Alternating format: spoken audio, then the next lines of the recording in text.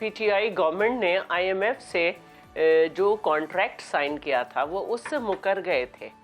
देखा होगा, आपको याद होगा ना, तो सिर्फ ना सिर्फ IMF बल्कि दोस्त ममालिक भी जो हैं वो पीछे हट गए थे। पाकिस्तान को कोई कर्जा देने पे तैयार नहीं था और पाकिस्तान तन्हा हो गया था। हम बहुत कोशिश कर रहे हैं और हमने वो बहुत सी बातें जिसमें JUI जो है जिन बातों पे राजी नहीं थी, हमने JUI से बात करके हुकूमत से उन बातों को मनवाया भी है। आईनी अदालत कोई ऐसी नई बात नहीं है और 86 से ज़्यादा ममालिक में आईनी अदालत है और JUI और बानी PTI के भी इस पर सिग्नेटरी हैं ये COD के। उसमें ये बात रखी गई थी एक ऐसे वक्त में जब जजेस पे कोई इतराज नहीं था। हमारे साथ मौजूद हैं पीपल्स पार्टी की सीनियर रहनुमा शहला रजा साहिबा। मैडम, बहुत शुक्रिया आपके कीमती वक्त का। सबसे पहले तो हम बिलावल साहब के इल्ज़ाम पर आगे चलकर बात कर लेंगे। ये आपसे जानना चाहेंगे कि जो सैलाब मुतासरीन के लिए इमदाद की रकम भी हुकूमत अगर अपनी जेब में डाल लेती है,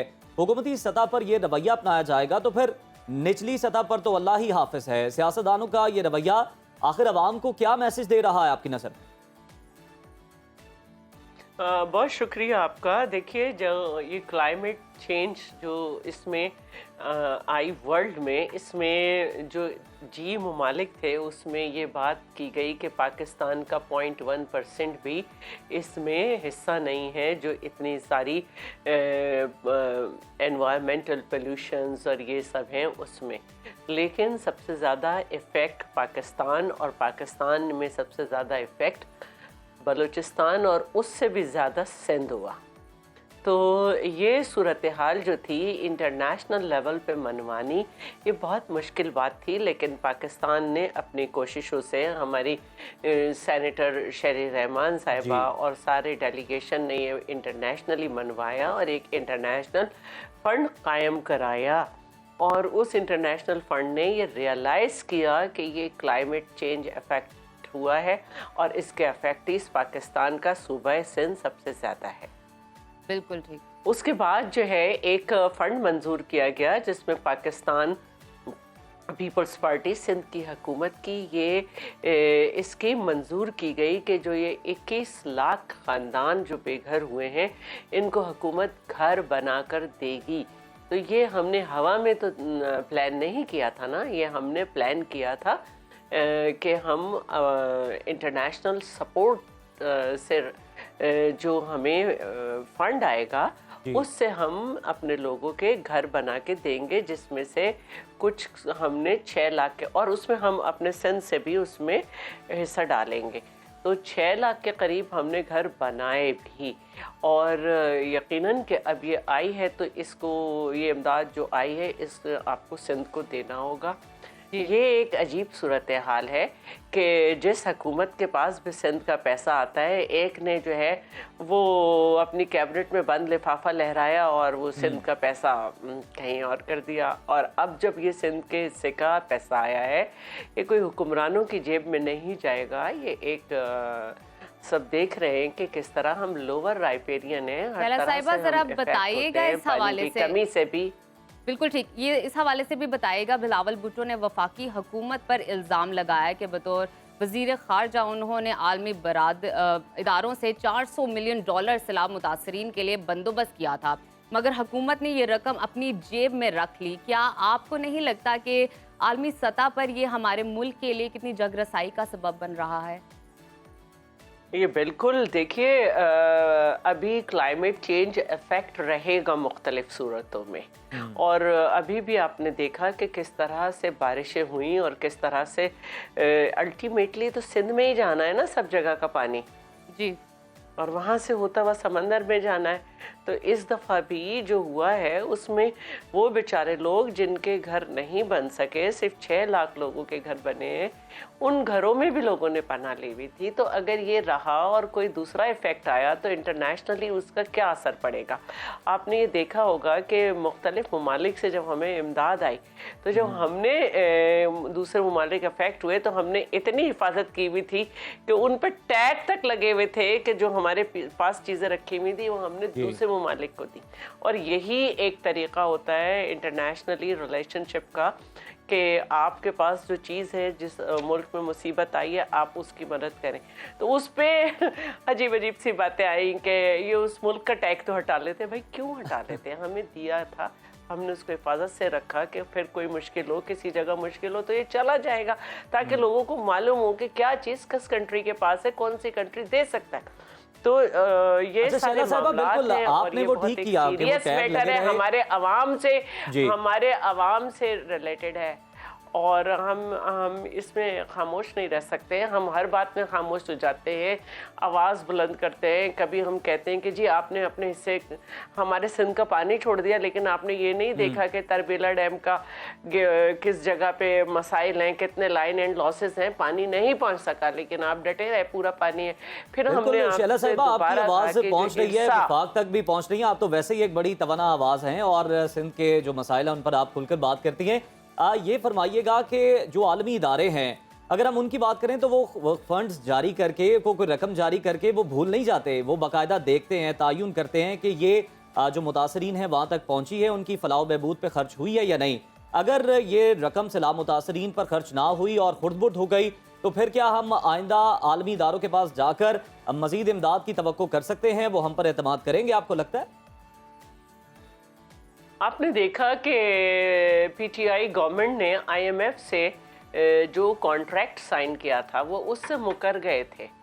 دیکھا ہوگا, آپ کو یاد ہوگا نا, تو نہ صرف آئی ایم ایف بلکہ دوست ممالک بھی جو ہیں وہ پیچھے ہٹ گئے تھے. پاکستان کو کوئی قرضہ دینے پہ تیار نہیں تھا اور پاکستان تنہا ہو گیا تھا. تو ایک جوائنٹ جو 16 ماہ کی حکومت بنی, اس نے مل کر جو کام کیا, پھر اس کے بعد پھر ایک ہم نے اتحادی بن کے جس طرح سے سپورٹ کیا اور جس طرح سے بات کی, تو آج اس قابل ہوئے ہیں کہ ہماری طرف دنیا نے دوبارہ دیکھنا شروع کر دیا ہے. تو یہ اثر تھا اس کا جو ہم ایک معاہدے سے مکرے. اسی طرح جو اب آپ نے آئی ایم ایف سے معاہدہ کیا ہے اس میں یہ بات سامنے آ رہی ہے کہ آئی ایم ایف جو ہے وہ صرف فیڈرل گورنمنٹ سے سوال نہیں کرے گا, بلکہ آئی ایم ایف جو ہے وہ پروونشل لیول پہ جا کے مانیٹرنگ کرے گا.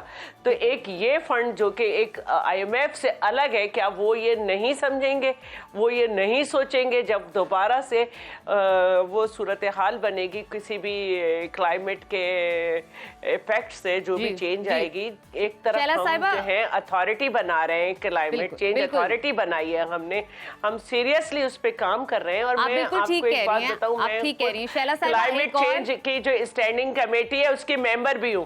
ٹھیک ہے, ایک اور اہم ایشو پہ آپ کی رائے لینا چاہیں گے. بتائیے گا, پیپلز پارٹی آئینی ترمیم کی منظوری کے لیے کوشش کر رہی ہے یا صرف آئینی عدالت کا قیام چاہتی ہے؟ بالکل, ہم بہت کوشش کر رہے ہیں, اور ہم نے وہ بہت سی باتیں جس میں جے یو آئی جو ہے جن باتوں پہ راضی نہیں تھی, ہم نے جے یو آئی سے بات کر کے حکومت سے ان باتوں کو منوایا بھی ہے. اور مثال کے طور پر دیکھیں, میں اتنی قانون کی ایکسپرٹ بالکل بھی نہیں ہوں, لیکن جو میں نے گفتگو سنی اس میں مجھے یہ معلوم ہوا کہ کچھ شقیں تھیں جس میں ایک آرٹیکل 8 یعنی کہ 8, آرٹیکل 51 51, آرٹیکل 106, یہ جو تھے اس پہ بہت زیادہ جے یو آئی کو اعتراض تھا. پاکستان پیپلز پارٹی نے درمیان میں آ کر حکومت سے بات کی, اور حکومت اس بات پر راضی ہو گئی کہ یا تو اس میں وہ چینجز مولانا کی مرضی سے کریں گے یا پھر اس کو ڈراپ ہی کر دیں گے. اور مطلب اس حد تک ہم نے کردار ادا کیا ہے. اور دوسرا ایک آرٹیکل ہے 199, اس میں جے یو آئی کو ایک ورڈ پہ اعتراض تھا, تو ہم نے اس پر بھی حکومت سے بات کی اور وہ اعتراض ختم کرایا.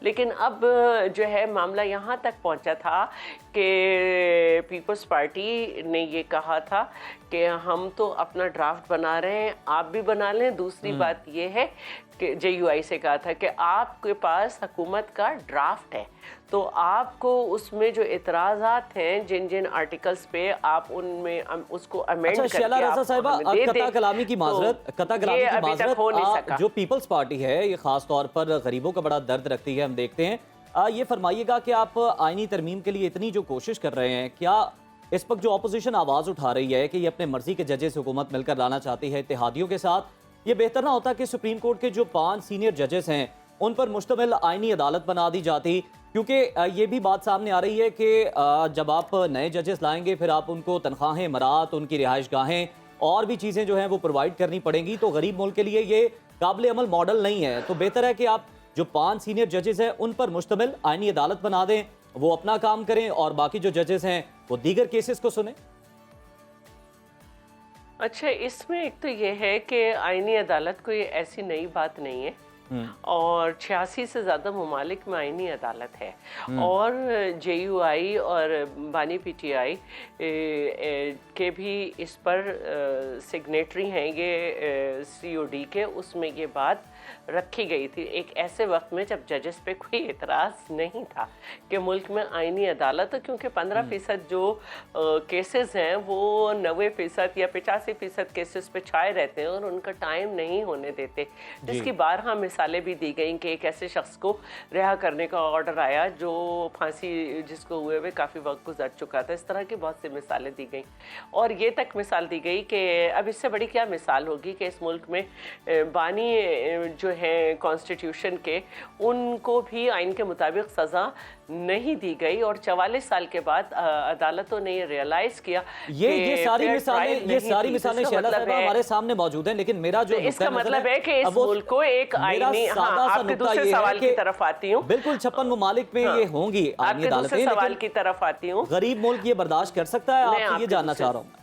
जो IMF के बिल्कुल गरीब मुल्क को ये बर्दाश्त करनी चाहिए, क्योंकि गरीबों ही की सुनवाई नहीं होती और सियासतदान अपने केसेस लेके पहुंच जाते हैं और उसमें हो रहा होता है। जहां तक बात है आईनी अदालत शहला साहिबा, क्या इस तरह मुमकिन नहीं है कि जो कानून सामने नहीं आता, आपको पता नहीं, एक मिनट जी जब तक कानून सामने नहीं आता आप ये नहीं कह सकते कि इनको लगा दें, क्योंकि उनकी क्वालिफिकेशंस जो है उसके TORs हैं और उनमें मुख्तलिफ चीज़ें हैं, तो ये देखना होगा और इसमें कोई जल्दी नहीं है।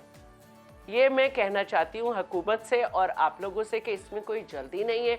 पाकिस्तान पीपल्स पार्टी को लोअर कोर्ट के जजेस की एज पे बहुत एतराज़ है और आज से नहीं, बहुत पहले बिल्कुल बड़ी पहले से एतराज़ है। शहला साहिबा, आपका पॉइंट आ गया। अब मैं आपसे राय लेना चाह रहा हूँ बड़ा बसद एहतराम, कि आपको नहीं लगता कि जो 3-3 माह की छुट्टियां हैं अगर उनको खत्म कर दिया जाए, उनको कम कर दिया जाए, तो भी जो केसेस का बोझ है वो सुप्रीम कोर्ट से कम हो सकता है?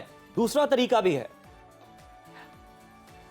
ये एतराज काफी अरसे से है कि भाई ये छुट्टियां उस वक्त की हैं जब घोड़ों पे सफर होता था, ये होता था, लेकिन अगर ये छुट्टियां कम भी हो जाएं तो फिर भी जो है कहा जाता है कि 65,000 से ज़्यादा केसेस हैं और ये केसेस जो हैं वो ना सिर्फ ये कि सुप्रीम कोर्ट पे बल्कि हाई कोर्ट में भी जो हैं सूबाई वहाँ पे भी हैं। तो हम सिर्फ ये कि फेडरल लेवल पर नहीं, हम जो है वो प्रोविंशियल लेवल पर भी जो है वो कॉन्स्टिट्यूशनल कोर्ट बनाना चाह रहे हैं और ये कोई नई बात नहीं है, इस पे तमाम लोग राजी हैं और ये पार्लियामेंट का डोमेन है कि वो ये काम कर सकती है।